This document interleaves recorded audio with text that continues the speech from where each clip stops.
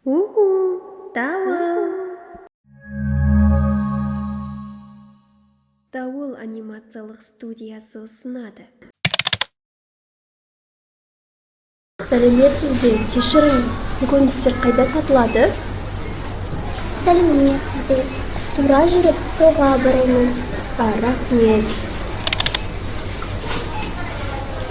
Сәлеметсіз бе? Қарбыз қанша теңге тұрады? Bir kelisi 150 tenge. Жарайды, маған кішкентай қарбыз беріңізші. 6 келі болды.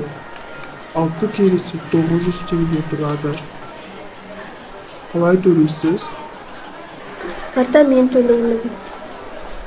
Рахмет, саудаңызға сәттілік. Келіп тұрыңыз.